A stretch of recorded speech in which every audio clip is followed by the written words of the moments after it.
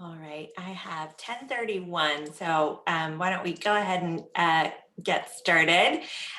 Good morning, and thank you for joining our medical research and COVID-19 series. Before we begin, just a couple of notes. First, you can use the Q&A function now or at any point throughout the presentation to start submitting your questions, which we will take at the end. As a reminder, this briefing is not open to members of the press, so if you've joined us inadvertently, we appreciate your interest, but we would ask that you please disconnect at this time. I am Tanaz Rasuli with the Association of American Medical Colleges and Executive Director of the Ad Hoc Group for Medical Research, a coalition of nearly 400 organizations focused on the National Institutes of Health. We are pleased to be co-hosting this event today with the Coalition for Health Funding, which represents 92 organizations working to strengthen public health investment. Every day, we are seeing how the nation's investment in NIH-supported medical research across the country has been critical in helping us eliminate COVID-19 and its wide-ranging effects. Our organizations launched this series to hear from the directors of NIH's individual institutes and centers about how past and future research can inform our response to the pandemic, sometimes in unexpected ways, as well as the impact that COVID is having on existing research across the agency's broad portfolio. We have two moderators for today's briefing. Amy Haddad is the Chief Government Affairs Officer at the Association for Maternal and Child Health Programs and a Coalition for Health Funding board member, and she will facilitate the Q&A portion of the discussion. And to introduce our speaker for today's briefing, I will turn things over to Sarah Chang, Director of Advocacy Programs at Research America and a member of the Ad Hoc Group for Medical Research Steering Committee. Sarah, please kick things off. Thank you, Tanaz. CHF and the Ad Hoc Group are so pleased to welcome Dr. Diana Bianchi, the Director of the Eunice Kennedy Shriver National Institute of Child Health and Human Development, to our 8th event in this series. Dr. Bianchi oversees an annual budget of approximately $1.5 billion in support of NICHD's mission to lead research and training to understand human development, improve reproductive health, enhance the lives of children and adolescents, and optimize abilities for all. Dr. Bianchi received her MD from Stanford University School of Medicine and her postgraduate training in pediatrics, medical genetics, and neonatal perinatal medicine at Boston Children's Hospital and Harvard Medical School. Dr. Bianchi's research focuses on prenatal genomics with the goal of advancing non-invasive prenatal DNA screening and diagnosis to help new therapies for genetic disorders that can be administered prenatally.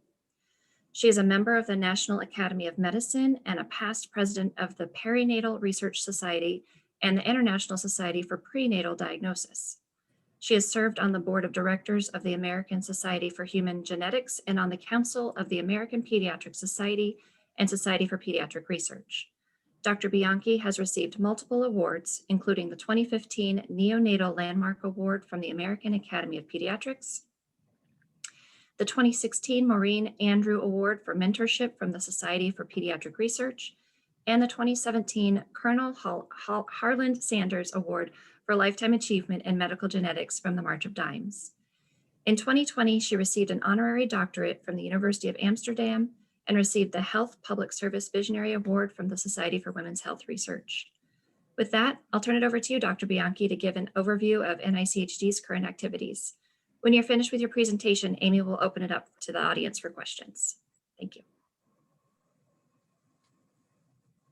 Wonderful. Thank you so much, Sarah, for that very kind introduction. I'm happy to be with all of you today. Again, I'm Dr. Diana Bianchi, and if we could have the next slide.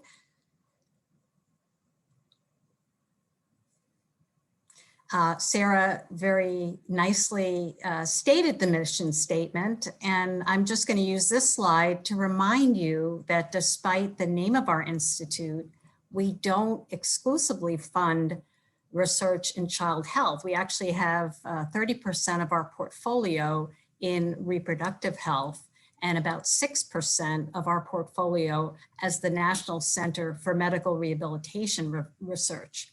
And conversely, all of the pediatric research at NIH is not funded by us. So that's why we have this newly refreshed mission statement to tell you that we are at the interface of multiple different areas. But today I'm going to focus on the research that NICHD is leading in the areas of child health and in pregnancy-related research.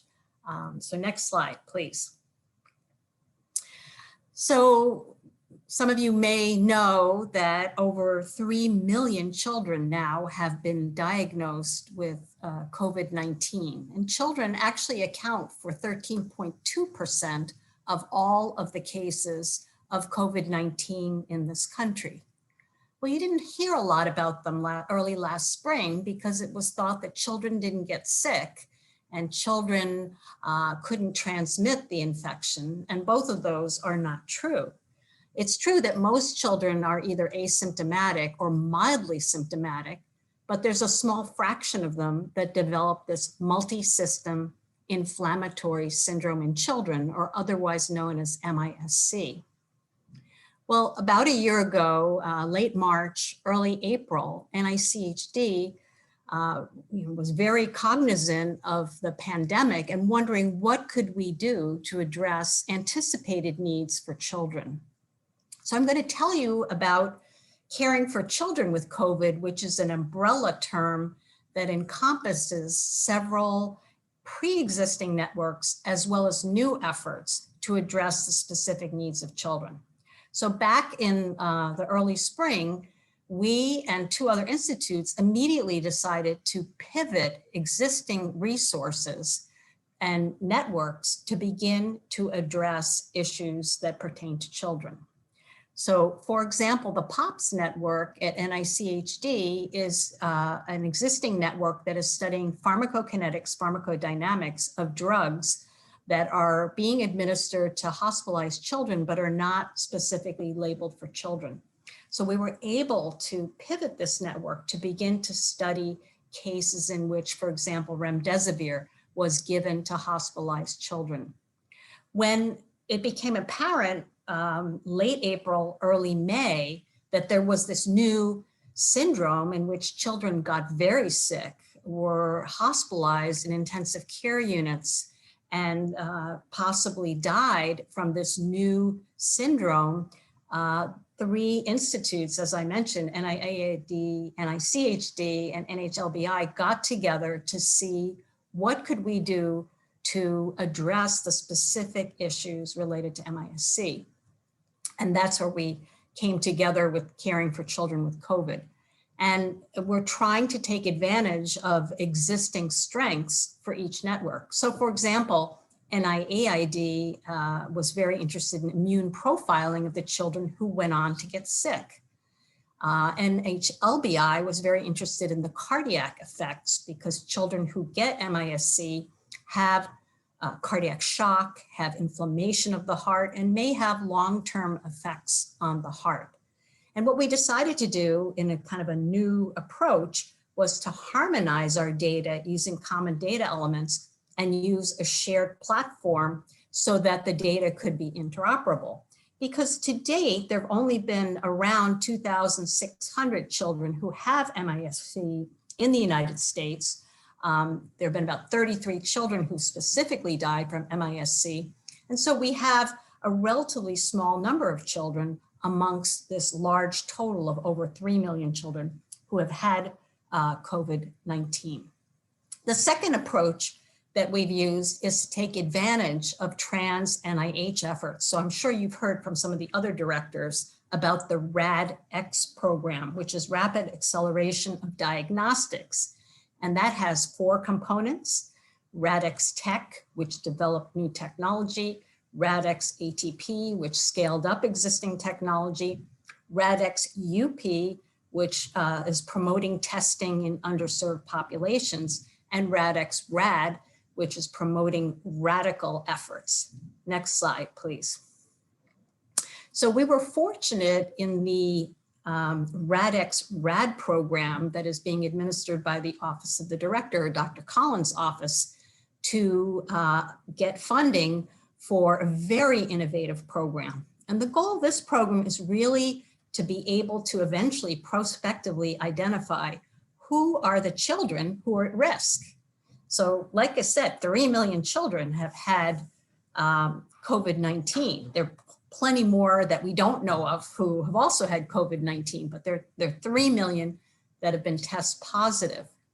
Well, if you're a parent, you want to know, what is the chance that my child is going to be sick from this? And right now, when you look prospectively, really, we only know some general guidelines. For example, if the child is in the kind of middle school age, between 6 and 12 years of age, if the child is of African American or Latinx background, probably at higher risk.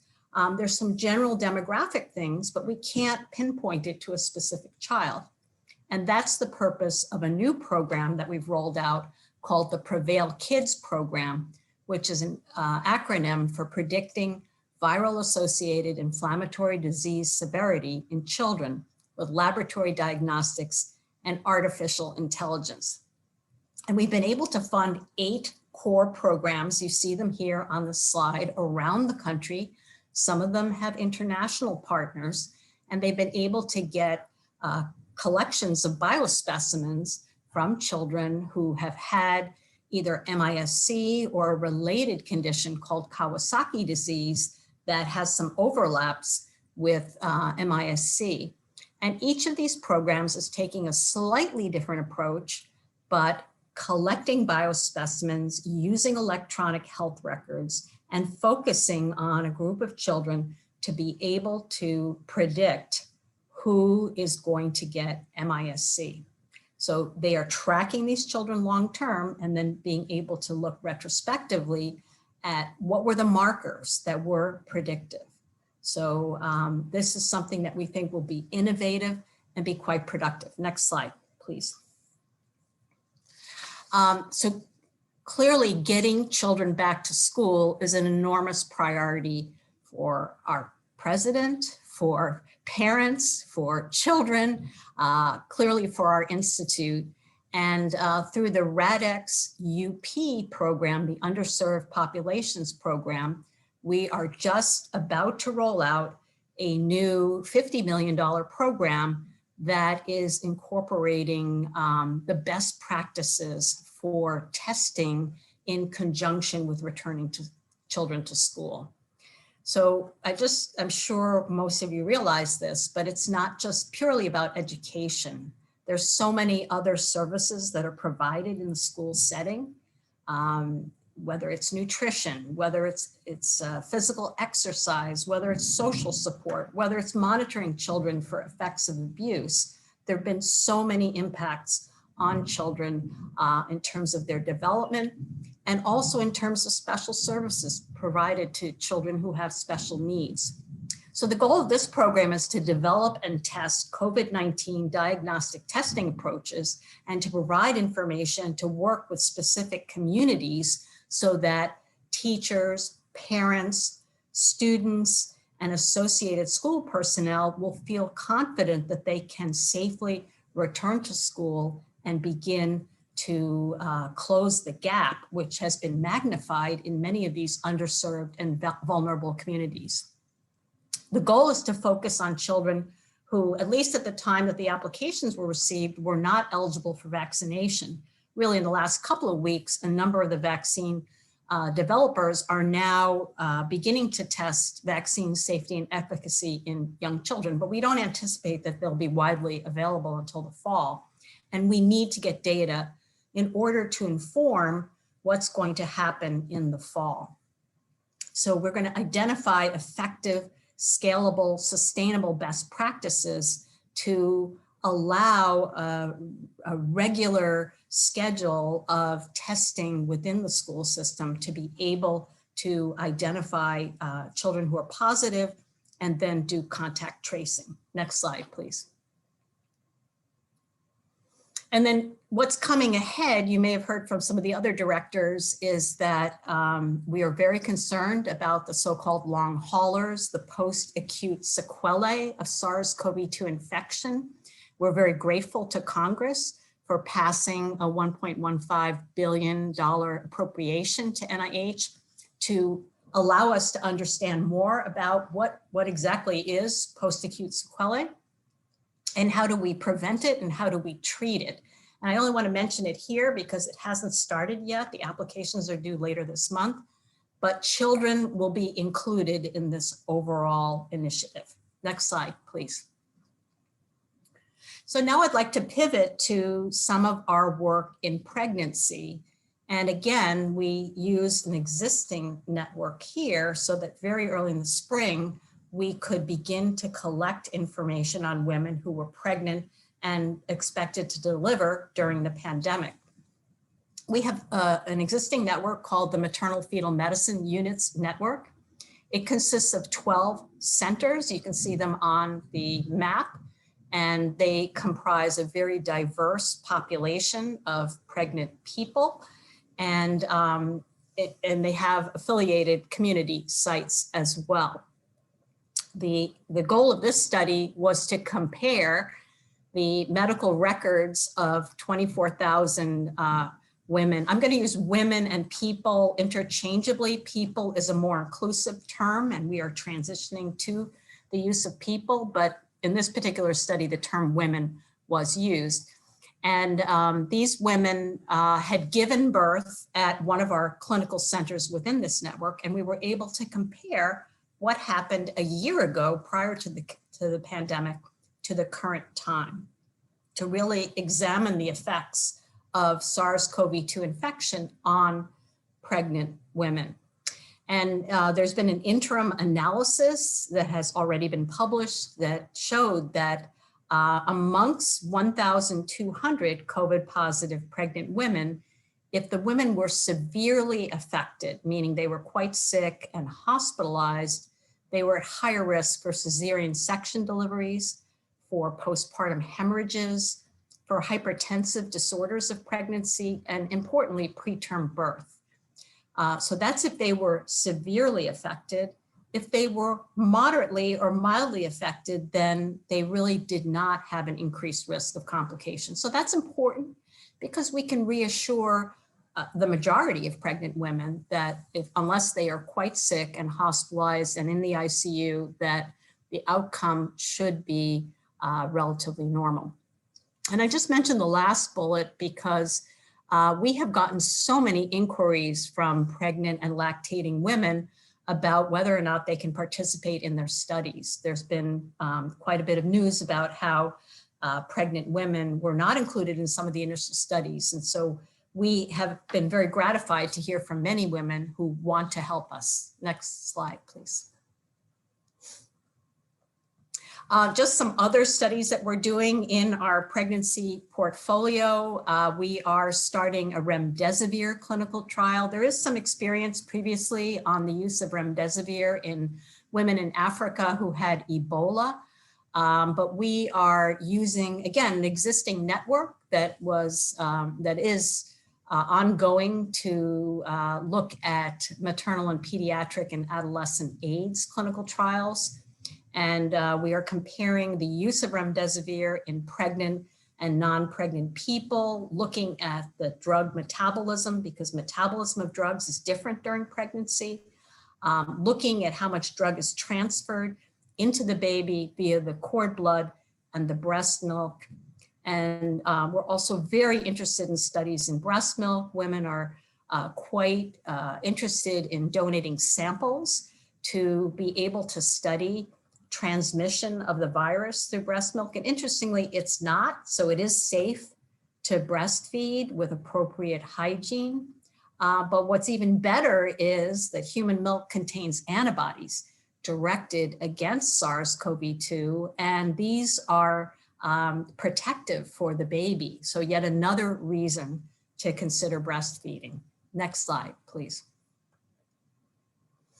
And then we've recently written a commentary that was published in JAMA in early February, really just talking about the need to consider inclusion of pregnant and lactating people in future clinical trials. And this was written in response to the fact that pregnant people were not initially considered to be eligible for clinical trials of vaccine research. And yet, as soon as the vaccines received emergency use authorization, then pregnant people were told to discuss this with their care providers.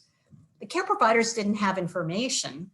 And so it was a very tense and unsatisfying situation where we basically told patients to go talk to your doctor, and the doctor said, well, I don't have the information. And so everybody was confused. What we do know is that pregnancy increases the risk of hospitalization, the need for ICU care, and the need to go on a ventilator as compared with non-pregnant people of the same age. So prevention is really key. And NICHD led the federal task force on research in pregnant and lactating women and really came up with not only recommendations, but how to implement those recommendations to allow pregnant and lactating individuals to participate in clinical trials. So if that had been followed, and this is why we wrote the commentary, then we could have prevented this uncomfortable situation where nobody had the evidence. So in this commentary, we do suggest some ways to get around this. Next slide, please. So in summary, and I'm looking forward to your questions, NICHD is actively involved in designing and funding research opportunities to improve the diagnosis and treatment of SARS-CoV-2 infection in our populations. And that includes children, pregnant people, and people with physical and intellectual disabilities, which I haven't had a chance to speak about in the interest of time. Our initial approach was to harness and repurpose existing clinical trial network infrastructure so that we could immediately begin to collect evidence.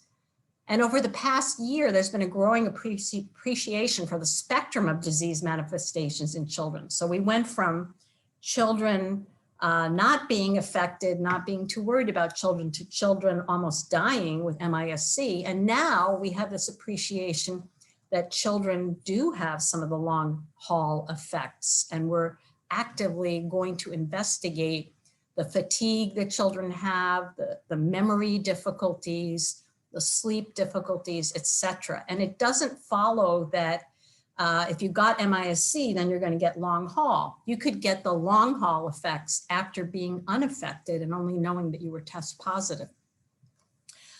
There's an urgent need for evidence to allow children to return to in-person school safely. And we are quite gratified that President Biden has made this a priority as well. And we are hoping to coordinate with his recent plan to get children back to school. And then finally, pregnant and lactating people and children and people with disabilities need to be included in clinical trials. Next slide, please. So I'll just leave you with our vision statement. If we were able to accomplish everything we'd like to accomplish, that will result in healthy pregnancies, healthy children, healthy and optimal lives. So I'd like to thank you for your attention, and I'm happy to take questions. Thank you so much, Dr. Bianchi. I sound like I'm echoing a little. Is that echo as well? No, I don't hear the echo. So okay, so maybe it's just on my own computer. So just as a reminder, participants can submit their questions at any time by using the Q&A function along with your name and your office or your organization. And because I have the floor first, I want to build on the work that you were talking about regarding pregnant women and thinking about vaccination, mixed messages that's been out there about safety. Oh, somebody else says isn't echo. I wonder, let's see, is it better now? Yes, okay. the mixed messages that have been out there. And I was wondering if you can elaborate on maybe some work that you've been able to do with partners at other agencies, CDC, HRSA, to help get the message out there, because, you know, we've heard stories of women who, you know, like you mentioned, their providers don't know what to tell them, or then they get to the vaccination site and the person administering the vaccine, oh, and I can't because you're pregnant. Some states, I believe, have included pregnant women in priority groups. Some haven't. Love to hear more. So when it comes to vaccines, really NIAID is taking the lead, and they're actually running the clinical trials related to vaccines. CDC has the VSafe registry. So we are encouraging all pregnant people who do get vaccinated to sign up with VSafe to report their experiences. And so they have some data that, that they've reported on. To date, we're not aware of any major complications or any complications that would differ from non-pregnant people, and that's somewhat reassuring.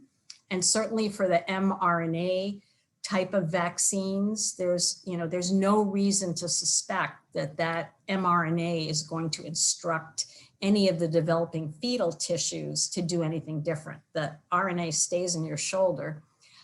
So we're generally reassuring, but it would have been much better if prospectively, we had data even on 1,000 pregnant people who, I think that would make people feel a lot more confident.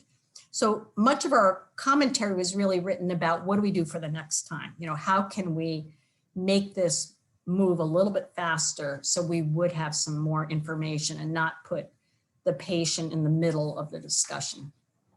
But the message has been received. So I think that, all of the, first of all, we're going to have information on all of the women who've gotten vaccines, and that will be very helpful. But I think in addition, the manufacturers are including pregnant women in their trials.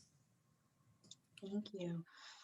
So staying on this theme, Megan asks, can you comment on the recent study showing a woman who has been vaccinated for COVID-19 during pregnancy, giving birth to a baby with antibodies, and whether NICHD or NIAID is planning to do any similar studies?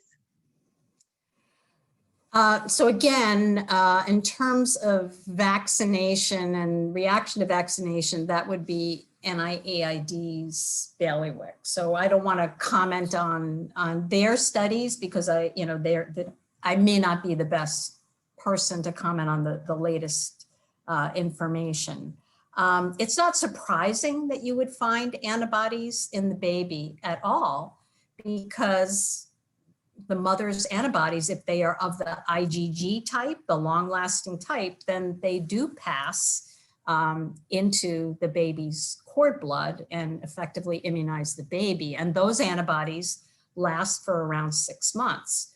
So Moderna's study, for example, in which they are beginning to include children in their vaccination trials, that study starts at 6 months, because if the baby had been exposed to maternal antibodies, whether naturally acquired or by vaccine, they would be fading by about 6 months of age. What we have funded is some research, not a prospective study, but more of an experiential study where women who've had COVID and women pregnant women who've had COVID and pregnant women who've been vaccinated have been compared in terms of their antibodies. They both have antibodies that are detectable in the baby. And if anything, the vaccine's antibodies are a little bit better. And that's work that's available in a preprint. It's not peer reviewed yet.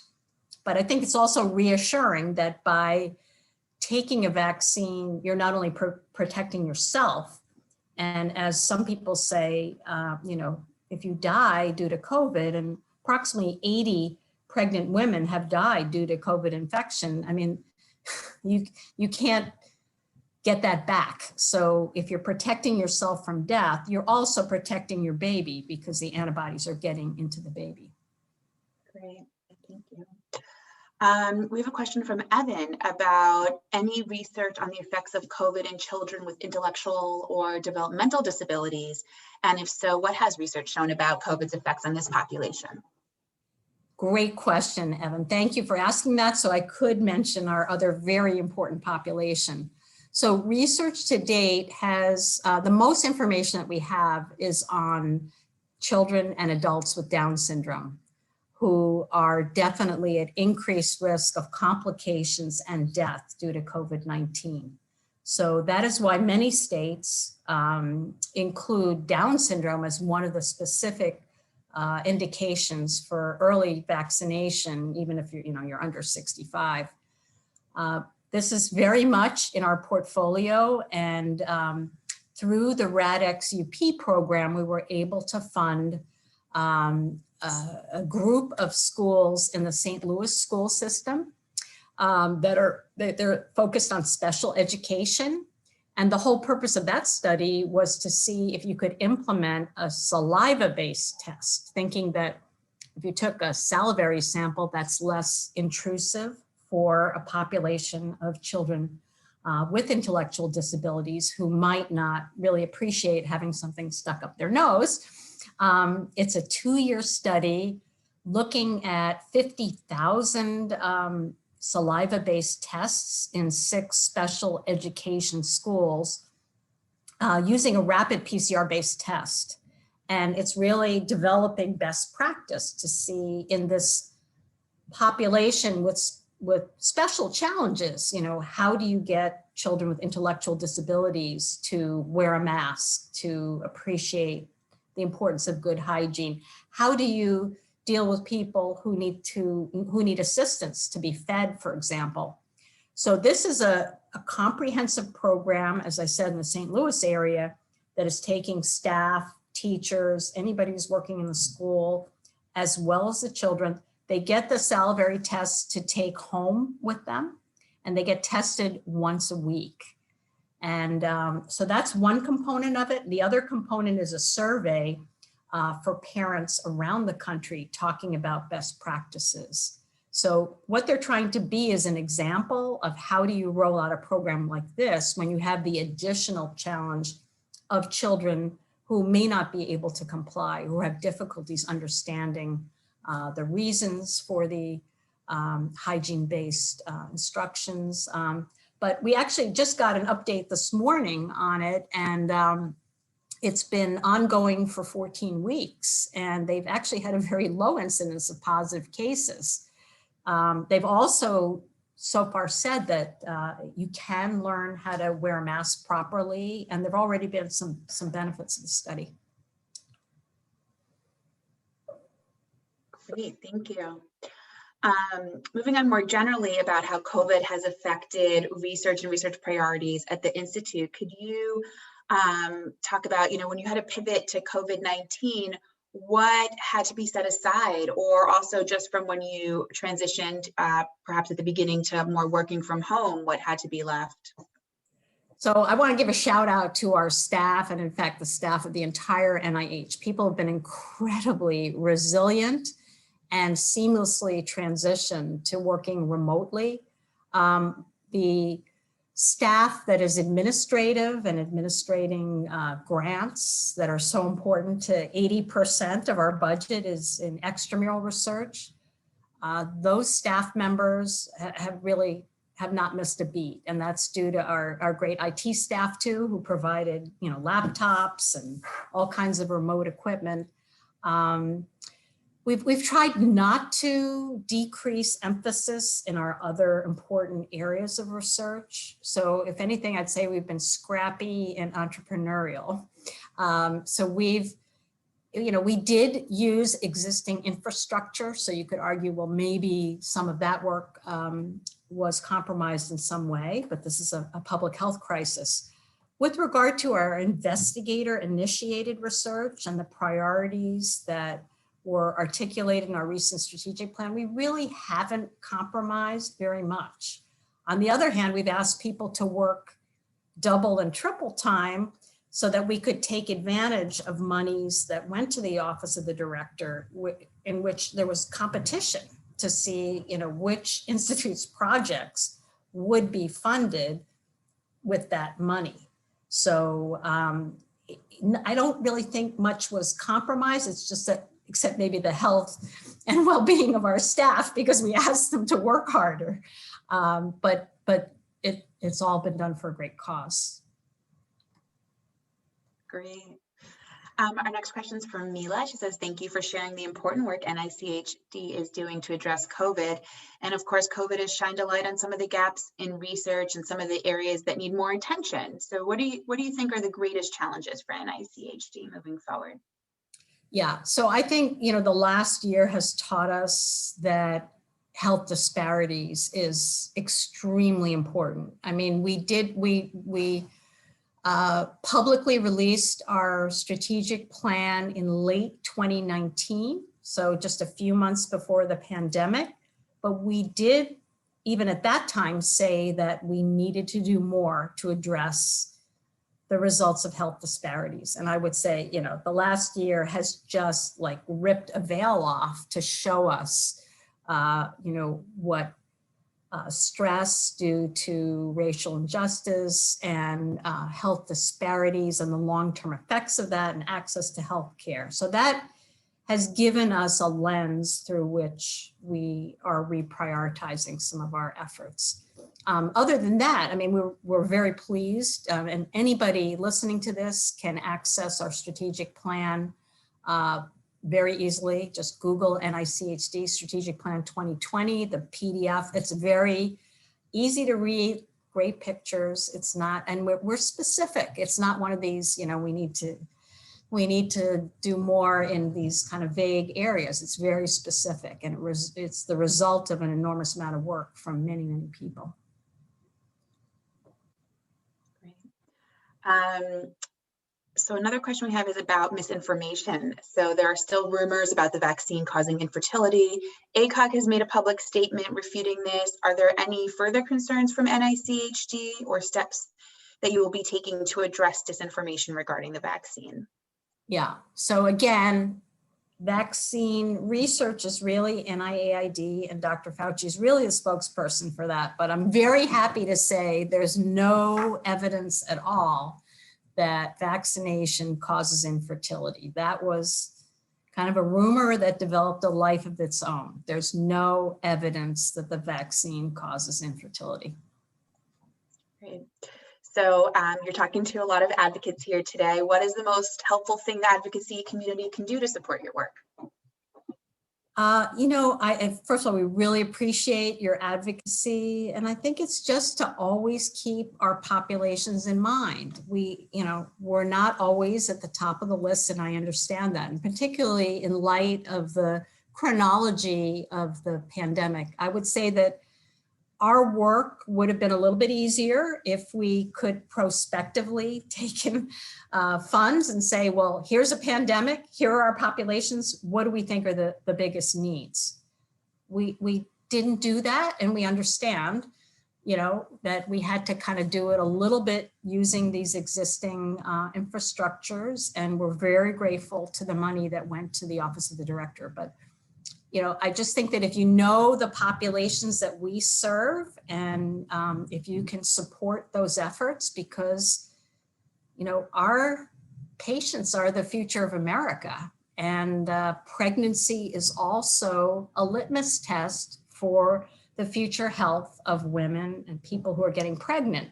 So, the thing about pregnancy is people have a lot more interaction with the healthcare system while they're pregnant. So it's a kind of a great opportunity to both educate people as well as screen them for future disease, as well as care for the next generation. So obviously everybody at NICHD is passionate about these populations. And a big part of our job is just to always remember our children, our pregnant people, and our people with disabilities. Well, coming from a maternal and child health organization myself, I'll say amen.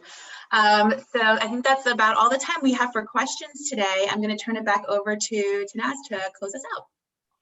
Great. Thank you, Amy, to you and to Sarah for your help moderating today's briefing. And thank you especially to you, Dr. Bianchi, and to your team, both for joining us today, but also for all the work that you all do on a day-to-day basis.